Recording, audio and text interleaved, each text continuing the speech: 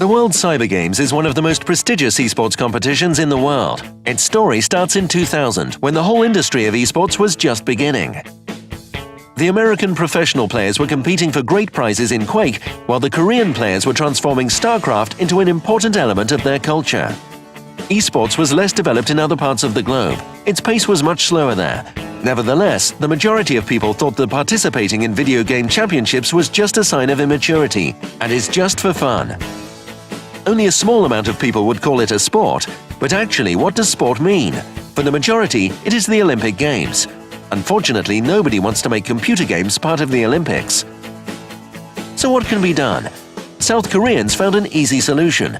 They decided to create their own analog of the Olympics. Sponsored by their government and the company Samsung, the World Cyber Game Challenge took place in the suburbs of Seoul. There were 4 game disciplines, 17 competing countries, and a lot of prize money for winners. There are players from all over the globe, a brilliant opening ceremony, medals and colored rings in the logo. Looks familiar, doesn't it? The event turned out to be a success. Next year, the name was changed to the well-known World Cyber Games, and the scale of the championship increased. There were more competing countries, players, disciplines, and even more money. The eSport Olympics were improving, becoming better year by year. The tournament was held outside South Korea for the first time in 2004, in the USA. In the next few years, it was also held in Singapore, Italy, Germany, and China. The eSport Olympics were held in the USA 3 times and only twice in China, but it will be held for the 3rd time within a year. These decisions are easily explained. These countries have many options to host such large events. They support eSport like no one else, and their governments help develop the game industry. China and South Korea have a special attitude towards players. Players are treated like real sportsmen, like national heroes, without even a thought that this industry was born out of electronic entertainment. Just like real sportsmen, the Chinese players are really serious, to become the best in any competition. That's an idea that every Chinese supports. Of course, millions of people all over the globe want to become the top players.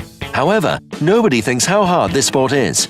The esports is a really young discipline, and it will take a long time for it to become popular all around the world. That is why only a small amount of people can earn money by competing in such an uncommon sport. Basically, only those who can place for a prize can earn money. You can either win or lose everything. There's no grey area. However, there are some improvements. For example, tournaments that give prizes to all players are held more often nowadays. However, despite this fact, the esport still demands from its players not only great skills, but also the willpower and the desire to earn their victory. The competitors from 34 countries desiring to win came to China on the 29th of November. Many nations' teams competed in half of the disciplines. You must earn 3rd place or higher to make an impression in Kunshan and win money. To the majority, a grand final is the challenge of the year, but the Wargaming.net team met their own challenge, as World of Tanks was included in the WCG for the first time. The game was judged by a wide audience from all over the globe. There were lots of World of Tanks events already, including several international tournaments, but they were not as serious as this one. In addition, there were lots of changes lately, like the enhanced physics system, reworked shells, as well as a recalculated balancing system. So how will the audience meet World of Tanks, especially those who are seeing it for the first time? And how will World of Tanks fare as an esport discipline?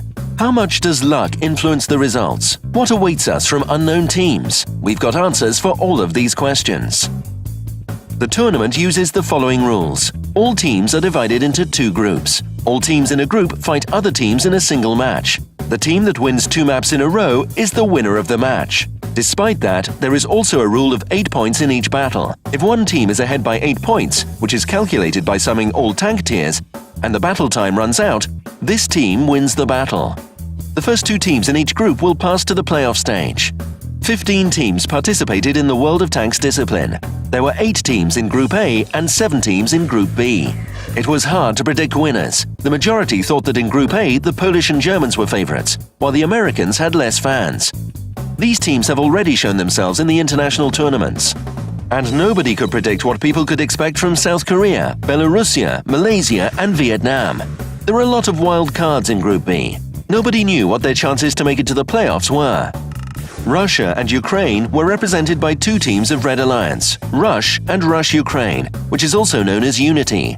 They've got a lot of experience playing in tournaments in the 742 format. Before the World Cyber Games, both teams had to substitute some players. However, there were no serious changes on the Russian team. So lots of people thought that they would win, and the Ukrainians would get second place. There was also the Chinese team in Group B. Nobody could guess their strength. Other teams were afraid of the Chinese. They're not a wild card, they are a guarantee, which, as some people say, had many chances to destroy everyone on their way to the playoffs.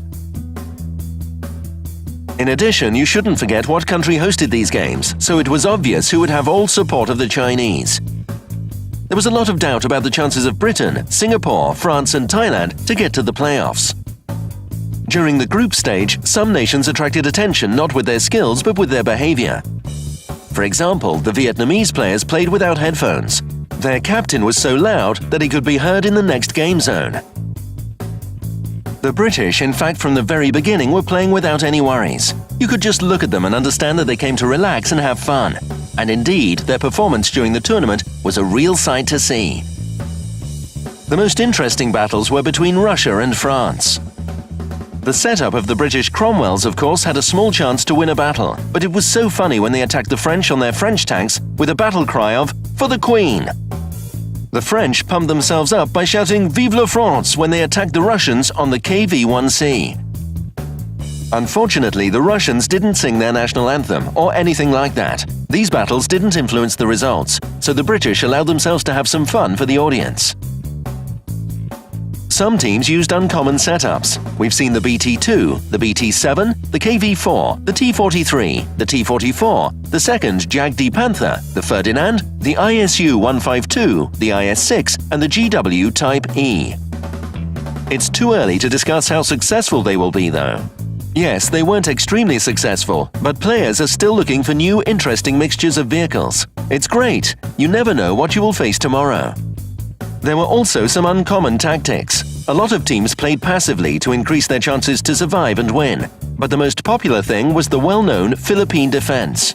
Players took cover behind the buildings of Ensk and didn't move. They didn't turn their turrets until the time was almost over and their enemies, who couldn't resist this psychological attack anymore, drove to face them. Some teams, which underestimated light tanks like the T-52 and the AMX 1390, wasted free points on heavy tanks. The best example is the team from Thailand. They had 5 heavy tanks and 2 T1 on steps. Of course, the Ukrainian SPG, with support from light tanks, easily destroyed them. Let's move on to matches of the tournament in the first day.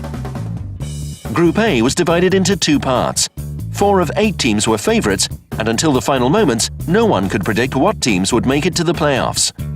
These are the teams of Germany, Poland, the USA and Vietnam, whose game was really stronger than expected.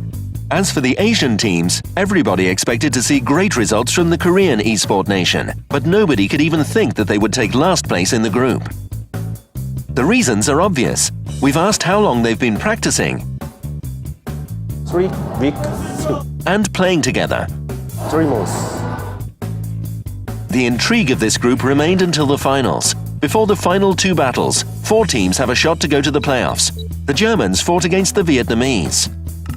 On Lakeville, the Asian attack through the city was not successful. They lost 1 point. During the fight on Himmelsdorf, one of the Vietnamese IS-3 flanked enemies and won the battle. In the final battle on Prokhorovka, Vietnam attacked immediately and caught the Germans off guard on their base. 2-1. Vietnam becomes the favorite and has the best chance to get to the playoffs, while Germany lost everything. At the same time, the USA and Poland were fighting. The first battle is on Prokhorovka. The competitors met in the village. The Polish are losing, but not by so much. In some situations, they might have the initiative, but they are not using their chances. Even killing SPG isn't going to save them from losing. 2 wounded Americans and a T1, and the battle is finished. On steps, the passive tactics caused a dead heat. Replaying that match, both teams tried to get to the enemy base, but on different flanks. The Americans were faster, so the Polish had to retreat.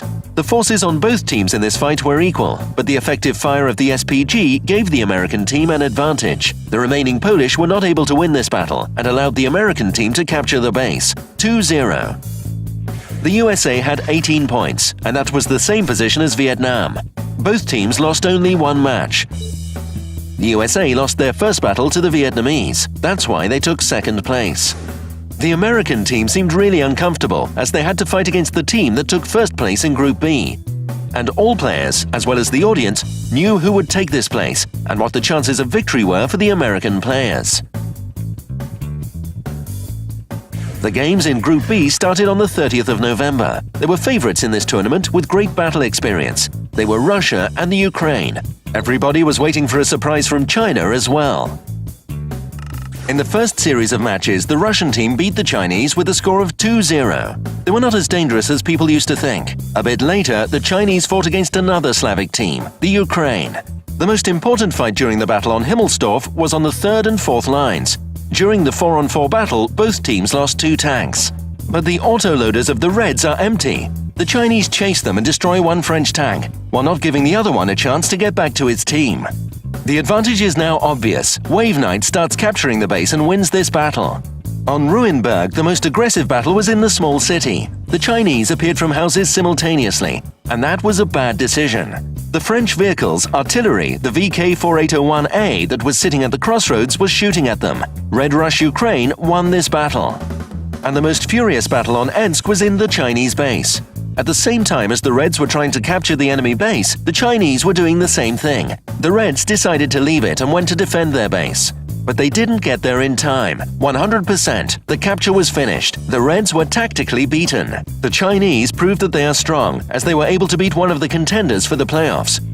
The Ukrainian team was in danger, and they were waiting on a hard battle against Russia. If they win this match, an interesting situation occurs, as all 3 teams would have an equal amount of points. Following the rules in this case, the referee should check the number of victories. If it is also a tie, then the team would battle for the result. By these rules, China didn't make it. The first battle of the match, Russia-Ukraine, was on Lakeville. The Ukrainian team is famous for its skill on this map, and the Russians knew it.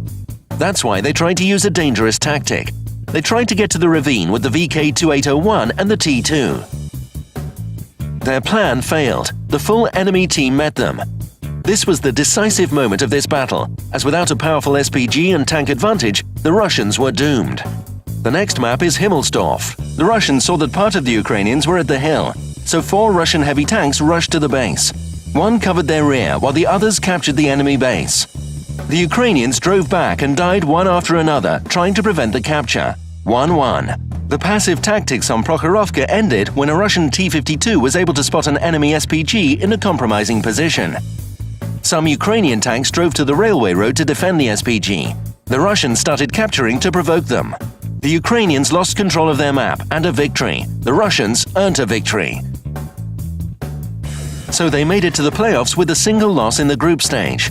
At the same time, the Chinese quietly and cleanly destroyed Singapore and earned second place in the group.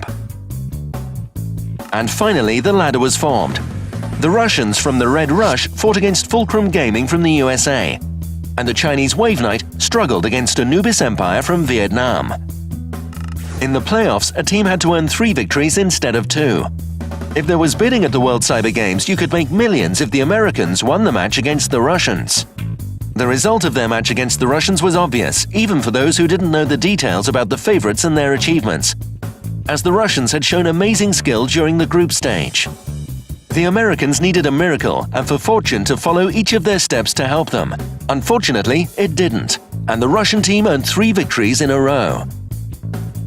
The result of the second semi-final, the battle between China and Vietnam, couldn't be predicted so easily. These teams hadn't fought before, so would China play this match as confidently as it had in the group stage? Are there any aces in Vietnam's pockets? No one could answer this question without any doubts. The first battle was on Ensk. The enemy forces met at the Chinese base. Vietnam demonstrated fairly amazing shooting, and they sent enemies to their garage one by one. That's a replay of the battle between China and the Ukraine, which we already saw. The cunning Wave Knight lost one battle, but not the match. The enemy base had been captured by scouts again, but the Vietnamese had enough time to come back. 1-0. The second battle was on Himmelsdorf. The Vietnamese attacked the Chinese at their base. They decided not to send tanks along the railway. Instead, they attacked from the center and the hill. They couldn't catch them off guard and they were shot down. China made the score equal. The Vietnamese made a violent attack on Prokhorovka, trapping enemies in their base and destroying artillery and other enemy tanks one by one. It seemed that the Chinese were really uncomfortable without cover. The Vietnamese performed their tactics great, 2-1. The Vietnamese were winning. On an open map, steppes, the Vietnamese were driving to the Chinese base, but they had already gotten behind cover and were ready to face light tanks. It was an unfortunate attack for Vietnam. China only lost 1 tank and earned 1 point. The final map is Ruinberg. In the last battle in the small city, the Vietnamese joined without the VK-2801 and the BT-2. The Chinese were playing without SPG, so they had more powerful tanks. Unfortunately, the Vietnamese GW Panther was not able to help its team, and China destroyed them all fast and without mercy. It lost only 1 T1. It was a well-deserved victory for this team. It was a serious battle for China, so it's no surprise since it was a match between the 2 wildcards of this championship. Players from all over the globe came to the same city for this challenge to find out who deserves the title of the best on Earth. The Chinese team learns fast, they understand what they should do, and they are good snipers. Everyone supports them, their home is their castle, and there are thousands of Chinese inside and millions of fans outside. They had a really hard time up to this final match, and they had already met their enemy and learnt their lesson, so they were stronger than a couple of days earlier. However, the Russians were good and had tactics that were proven in tournaments to earn them victories. So will the Chinese find a way to strike back? Let's find out. The first battle took place in the streets of Himmelsdorf. China acted immediately and attacked without any delay on 3 fronts. But the Reds' defense was good, and they punished their enemies for their aggression. The Russians only lost 1 heavy tank and earned the victory. The second battle on Prokhorovka was really passive. Both of the teams used artillery and periodically scouted enemies. The result of this battle was decided by the accurate fire of the Russians' SPG, which destroyed 2 Chinese T-52 and then the French 5100. The only thing that was left was 2 surviving enemies, 2-0. The struggle on steppes was quiet. Artillery destroyed the T-52 on both teams, and then the Russians were able to destroy the Chinese scouts. The T-1 and the second T-52 were destroyed. When the Reds got to the greens, they scouted the SPG and destroyed it. The Chinese had to attack. 3 surviving French tanks attacked the battle formation of the Reds. The guns were shooting and tanks were blowing up. As a result, there were only 5 Russians against 1 Chinese 1390. It had enough shells in its autoloader to destroy 3 tanks, but then it was doomed. After a short run, Eclipse and Emelka destroyed it. The Red Rush Russia are the champions of the World Cyber Games 2012 in the World of Tanks discipline. The best team in CIS has become the best in the world. Their winning streak was broken only once when they lost 1 map to their brothers from the Ukraine in the group stage. Wave Knight took 2nd place, and after defeating the Vietnamese with a score of 3-0, Fulcrum Gaming from the USA took 3rd place. The success depended on the cooperation of the team and tactics. Luck and accuracy are not the important things, and the Red Rush proved it. The World of Tanks tournament at the World Cyber Games allowed teams from all over the globe to get a lot of new information from each other about unique tactics and setups. Yes, the Russians are indeed the best now, but everything may change soon. Emelka from the Red Rush told us about the lack of experience of the Chinese players. All their leagues, all their tournaments are played in 770 format. They played with a dozen. They haven't got lots of practice in 742 format. 742 format became official a year earlier, so we have been practicing it from the beginning. So we've got a lot more experience. Also, we've received some comments about the Chinese movement on Himmelsdorf. If there are the same amount of guns like 2-on-2 or 3-on-3, anyone who gets out first will be in a disadvantageous situation. In other words, if there is the same amount of guns and your skill is equal, the pushing is a fail idea. You shouldn't do that. As for the World of Tanks discipline, we are sure that we will see World of Tanks in the eSport Olympics, because there are no analogs. World of Tanks requires you to think, and it is not very dynamic, but the gameplay is easy for perception. These features make the game unique. World Cyber Games is a priceless experience for the Wargaming.net team, and we will definitely try to analyze it and make our goals in esports better. There is lots of interesting stuff ahead. Now, just root for the players, train, and win.